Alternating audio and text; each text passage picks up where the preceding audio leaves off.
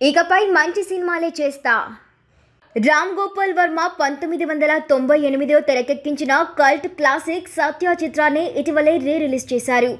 ఈ సందర్భంగా భావోద్వేగానికి లోనైన రామ్ గోపాల్ వర్మ తన ఎక్స్ ఖాతాలో ఓ సుదీర్ఘ పోస్ట్ పెట్టారు. ఇటీవలే సత్య సినిమా చూశాను. 27 ఏళ్ల తర్వాత ఈ సినిమా చూస్తుంటే నా ప్రమేయం లేకుండానే కన్నీళ్లు వచ్చేశాయి.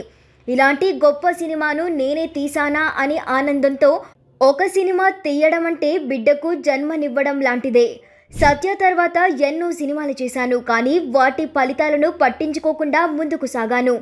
ఎంతోమందికి స్ఫూర్తినిచ్చా, ఎంతోమంది నమ్మకాన్ని గెలుచుకుంది సినిమా. కానీ అందరి నమ్మకాన్ని నేను వమ్ము చేశాను. ఈ సినిమా విజయాన్ని ఓ కాలమానంగా మలుచుకోలేకపోయాను. నేను తాగుబోతుగా మారాను. నేను చేసిన సినిమాలు ఇచ్చిన విజయం, అహంకారంతో నా కళ్ళు నెత్తికెక్కాయి.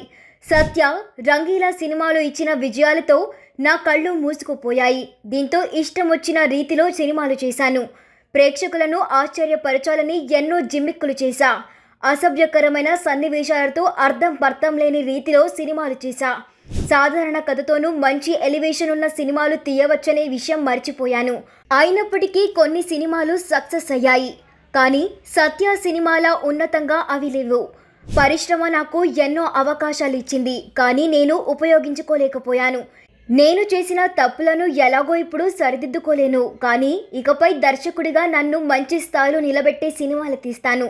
సత్య లాంటి సినిమాను నేను మళ్ళీ తీయలేకపోవచ్చు, కానీ అలాంటి తరహా సినిమాల్ని మీ ముందుకు తీసుకురావడానికి మాత్రం నా శాయశక్తులా ప్రయత్నిస్తాను.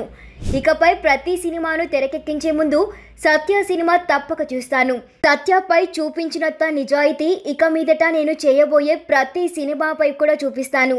ఇప్పటి వరకు తీసిన సినిమాలకు ఈ నియమాన్ని పాటించి ఉంటే నా సినిమాల్లో 90% తెరకెక్కి ఉండేవి కాదు. చివరిగా ప్రతిజ్ఞ చేస్తూ ఉన్నాను.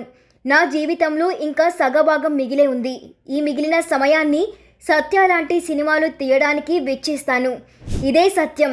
ఇది నా సత్య సినిమాపై ప్రామిస్ చేసి మరీ చెబుతున్నా అని ఆ పోస్ట్లో పేర్కొన్నారు.